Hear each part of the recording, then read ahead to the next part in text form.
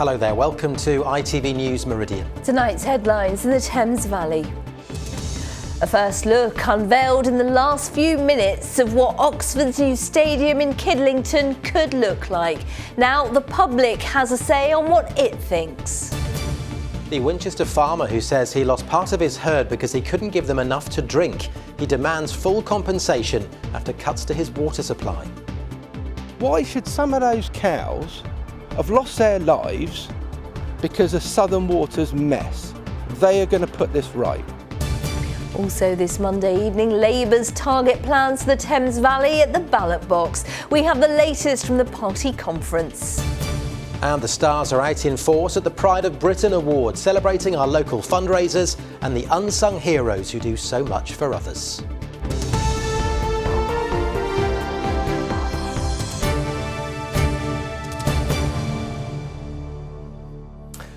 Good evening. Oxford United has unveiled its plans for a new 16,000-seater stadium at Kidlington. The club says Oxford's new home for football will be a sports, entertainment and lifestyle landmark and will benefit the whole community. Last month, Oxfordshire County Council agreed to lease greenbelt land known as the Triangle, close to the Kidlington roundabout and Oxford Parkway. The club says it will submit the planning application by Christmas. Well, Mel Blore is live for us at the nearby Stratfield Break Sports Ground. Mel, you've been getting an exclusive first look at these plans, which are pretty ambitious. Yes, I have. Over the last 2 hours or so, we've been hearing and seeing for the first time detailed plans for the club's new stadium. Of course, the search for a new home began a few years ago, so for fans and for anyone associated with the club, today is a big step forward towards realising that dream. But that dream, of course, doesn't come cheap. The race to find their new stadium and open it by the summer of 2026 is on, and it's going to cost the club £100 million. Well, Oxford United are currently sitting second in League One following another win at the weekend, so it's a pretty exciting time right now to be a U's fan. Brannigan lifts one to the back of the area. Oxford United rise, and surely that's job done here for Oxford United. Success on the pitch this season has been matched with ambition off it for Oxford United, and a brand new stadium awaits. The U's potential new home in Kidlington would hold 16,000 fans and include a hotel and conference centre. The northern part of the building, next to the new plaza, will have a range of retail, restaurants and community spaces. The club's current agreement to play at the Kassam Stadium comes to an end in 2026, which prompted the search for a new home. Last month, Oxfordshire County Council agreed to lease them a piece of land known as the Triangle to build their new stadium. The club says the building will be surrounded and complemented by new landscaping and green spaces, which will enhance the current biodiversity of the site. It will also be better connected to public transport, with new cycle and pedestrian routes to Oxford Parkway Station. The aim is to create a best-in-class facility as the new home of Oxford United. And while the club will never forget where they've come from, tomorrow has never been more exciting.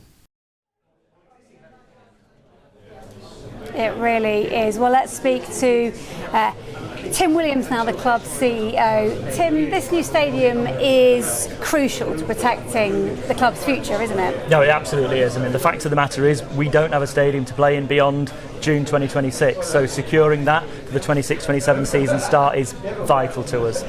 Not everyone is happy with your plans there, though there has been some opposition by those who say the new site is a valuable green space. What do you say to them?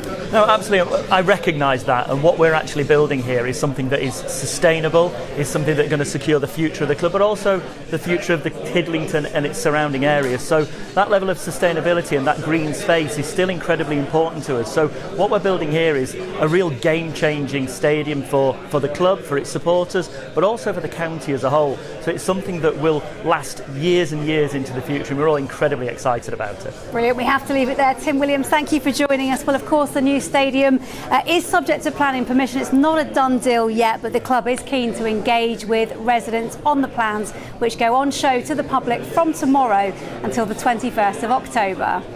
OK, Mel, for the time being, thank you very much.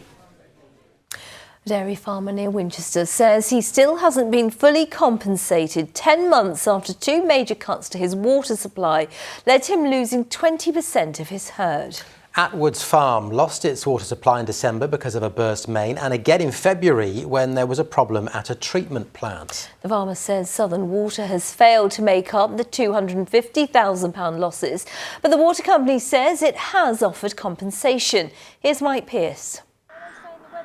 In December last year, a 4-day cut in the water supply badly affected this farm at Compton.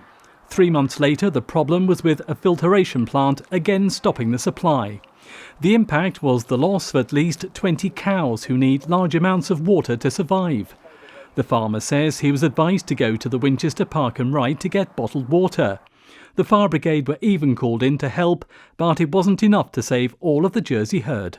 It was actually off for 4 days, but then took them, I think, 18 hours, 19 hours to get a first tanker load of water here. So the cows were left without water for that long to begin with. Some of these cows are producing 40, 45 litres a day of milk. So 80% of that milk is water. So these cows are going to intake 250, 300 litres of water each a day. And then when that all of a sudden stops, they get stressed. And then that brings on mastitis, and which spreads to other cows. If you don't get that compensation, what happens to the business? Well, it won't be here in about 2 months' time. It'll be gone by Christmas. That's how serious it is now. Oliver Neagle says his insurance company have not helped, saying he's not covered. Southern Water insists it has paid twice the usual level of compensation and gave Mr Neagle a direct payment of £15,000.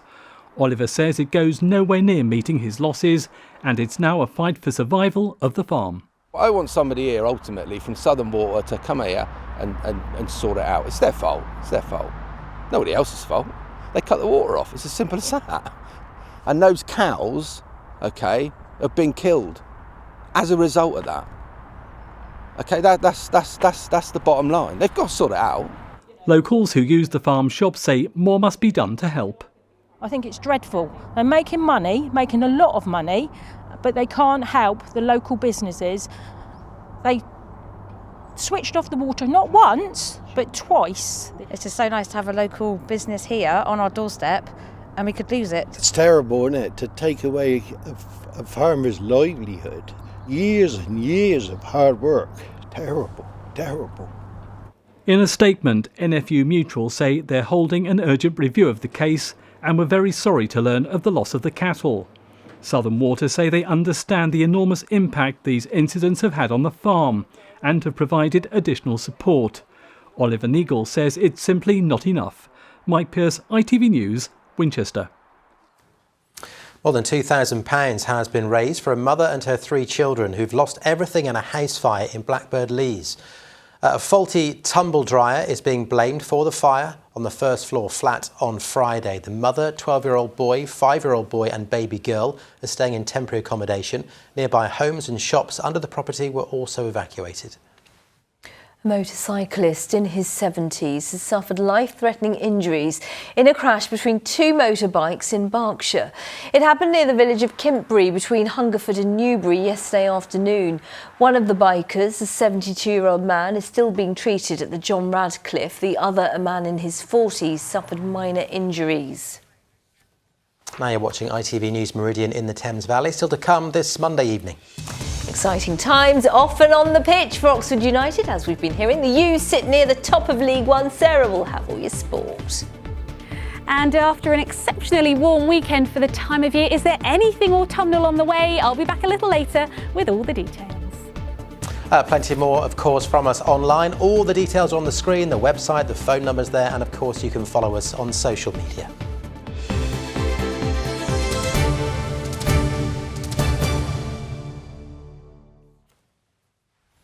Now, Labour Party members from our region are in Liverpool this week for their party conference. They know they have to make big gains in our region if they're going to win the next election. Here's our political correspondent Phil Hornby.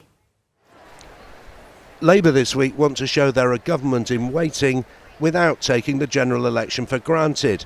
Confidence is allowed, complacency isn't. They all seem convinced they can win, including in our region where they need big breakthroughs to help Sir Keir Starmer become Prime Minister. The tide, they feel, has turned and they have the wind in their sails. One of our region's handful of Labour MPs, now a leading shadow cabinet member, was centre stage today. We're up there sort of exhilarated at the chance that we can actually start putting together a programme for government with the realistic possibility of that being implemented. So we're very motivated, but no complacency. And you still need to pick up lots of seats in the south of England as other parts of the country. The south of England is going to be crucial. There is nowhere off limits for Keir Starmer's Labour Party. I'm facing quite a large Conservative majority. Basingstoke has never been Labour before, so we've got a lot of work to do to win back voters' trust. What we're finding generally is that voters are very fed up with this Conservative government, that they're open to change, but we've got some work to do to convince people that we are a credible party, that we could be in government, and that's what I'll be doing between now and the general election.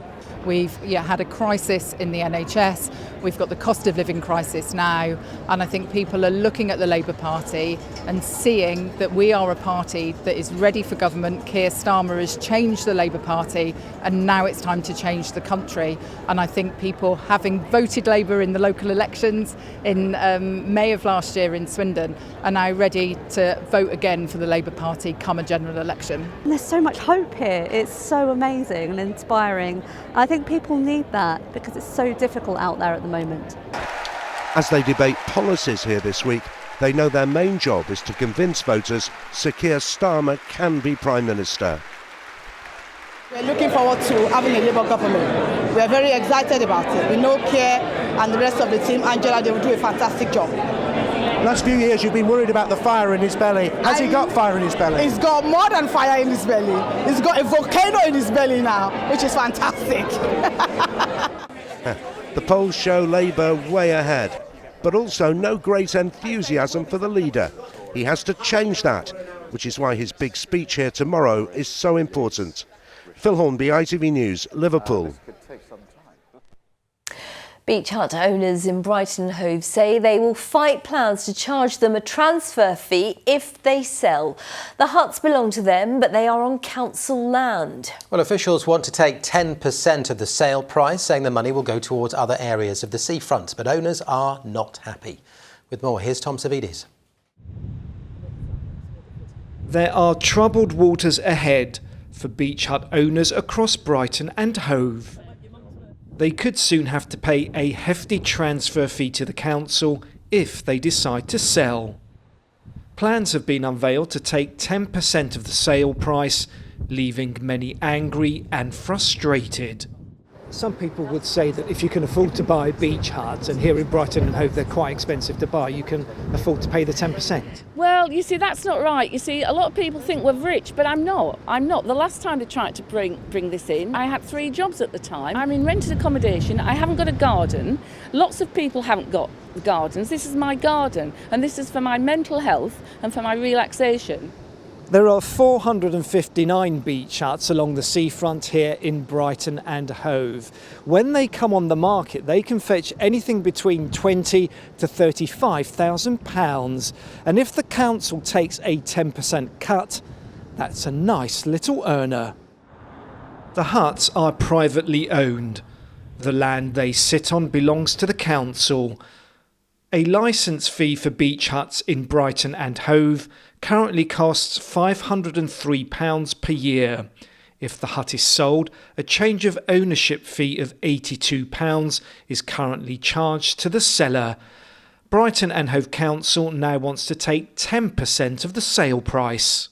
Property prices have risen, as have beach hut prices over the past few years. This is going to be a bit of a money spinner for you, isn't it?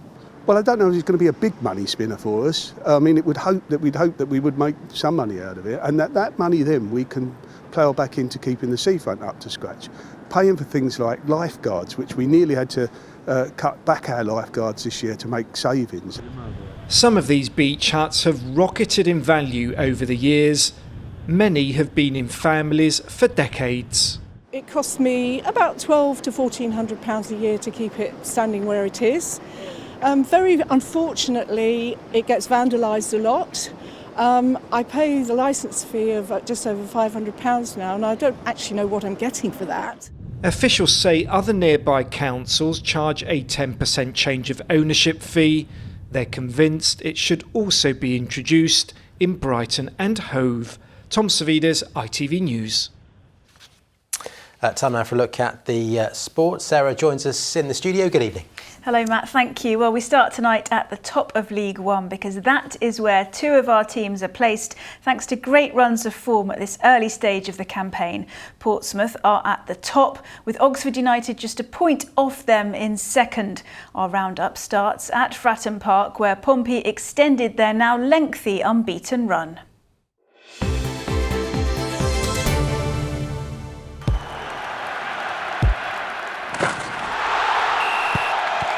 Zero Accounting Software sponsors ITV Regional Sports Report.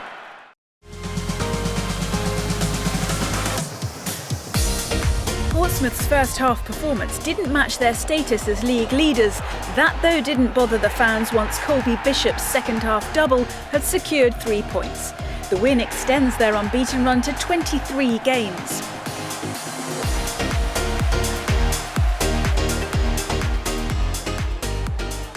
Exciting times both on and off the pitch for Oxford United, with more details of their new stadium released today, off the back of a fiery encounter with Bristol Rovers which saw 3 players handed a red card. Billy Bowden and Sam Long earned victory, with the dismissals of Oisin Smith and Stan Mills coming too late to alter the result.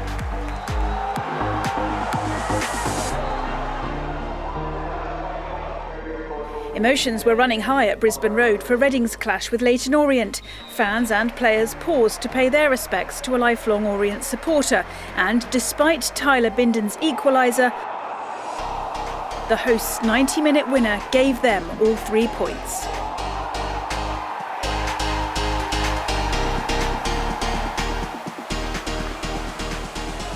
Swinton Town suffered a setback at Bradford City. Bobby Poynton's first senior goal was all that separated the sides.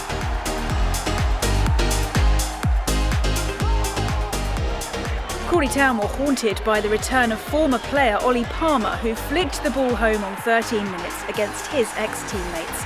Victory for Wrexham ended their 3-match winless run. In the FA Women's Super League, Brighton suffered defeat to West Ham. Goals either side of the break send the Seagulls down to 8th place ahead of a home tie with Tottenham next weekend.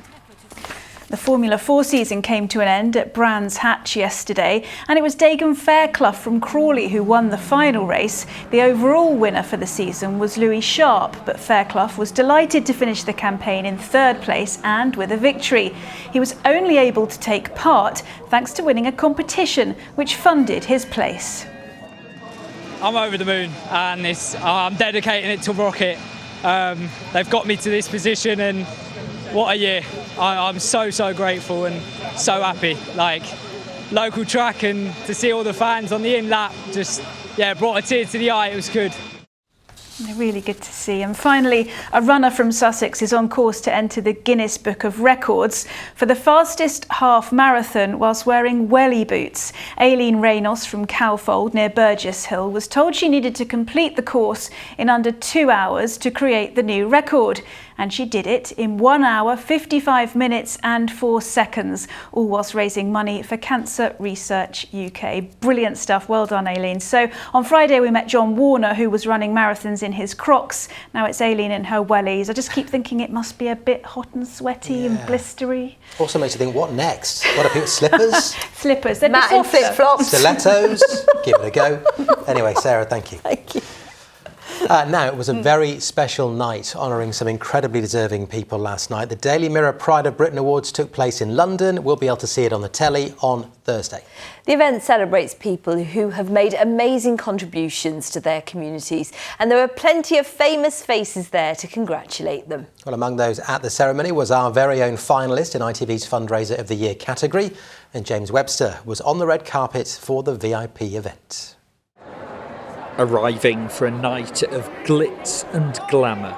It's special because it's celebration. And we need to celebrate other people's work, the commitment other people have given to other people. I always say it's ordinary people doing extraordinary things up and down the country, and they live extraordinary lives helping other people. This annual event is one that the host, Ashley Banjo, always looks forward to. I get to know the stories, I read them, and get to meet the winners at a really special winners' dinner that we do. And yeah, it's just always incredible. You always come away feeling so humbled and so inspired. This red carpet isn't about the celebrities who are being interviewed here. It's about the extraordinary people in all our communities who are being celebrated here for what they've done, not for themselves, but for the benefit of others. Among the winners, John Rastrick, who rescued a woman from a burning car on the motorway. And as I run up to the car, I'm thinking, I hope they got there's only one person in there, because I know I'm going to get one out, because I'm not going to get anybody else out, because the car's gone. He's just stopped, saw this happen in front of him and said, right, I'm going to go and do that. Not everybody will be that brave, but here he is. That's why he's got the medal. Dame Avril Mansfield, who became the UK's first female professor of surgery. I had a good career, worked hard, wanted to encourage the young, wanted to encourage young women in particular to pursue a career that they felt that they could embrace. Your journey, your career is absolutely inspiring. So I'm just so thankful everything Dame Avril has done for medicine, for the NHS, but particularly for women. I think it's absolutely incredible. 8-year-old Ravi, who's raised thousands of pounds while being treated for a brain tumour. I mean, until I was told I won, I didn't know that a Pride of Britain award was a thing. Also honoured for raising money, all the nominees for the Fundraiser of the Year, including our very own finalist. You've seen a lot of really good people that it's hard to compete with. Obviously you want to do good and you try to do good, but there's people out there that are really doing something incredible. A special award too for Alan Bates, one of the sub-postmasters wrongly accused of being to blame for missing money. It was a long fight. I mean, it's been going on for 20 years from when I started. It started as a hobby, but then got out of hand, so it was... but we eventually finished in the courts, and that was the thing that really made the difference for us, and we managed to expose the truth then. For me, what Alan represents is something that inspired me to become a lawyer in the first place. This idea that one single person can make a difference.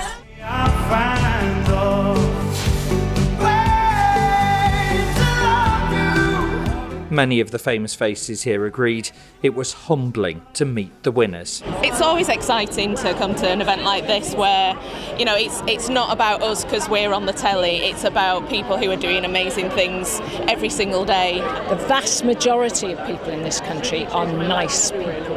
And this is like the pinnacle of that. It's superb, incredible they are. We give you the Pride of Britain 2023.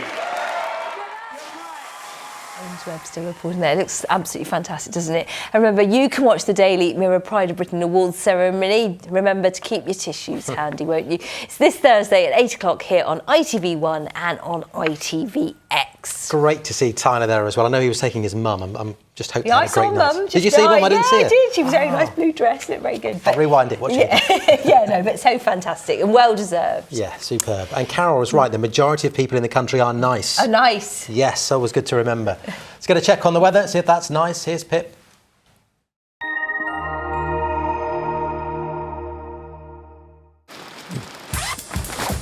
Whatever the weather, it always feels like home.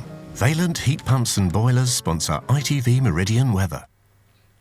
Hello again. Well, it certainly has been a very promising start to the week weather-wise. Some nice warm sunny spells around and more of the same for some of us tomorrow, but make the most of it. Beyond that, becoming more changeable and certainly as we head towards the weekend, feeling quite a bit fresher than we've become used to of late. And this is the pressure pattern over the next few days. You can see various fronts drift our way, but it's this area of low pressure that comes our way on Friday we've got our eye on. As it clears through, winds turn around to more of a northwesterly, and as they do so, things will turn quite a bit fresher. Out there at the moment, though, we are looking at fairly quiet conditions through this evening. Clear spells, allowing some mist and fog to develop initially. And then as the night wears on, more widespread mist, fog and low cloud spills in from the south and west. But with that, a very mild night for the time of year, probably not falling much below 13 or 14 Celsius for many.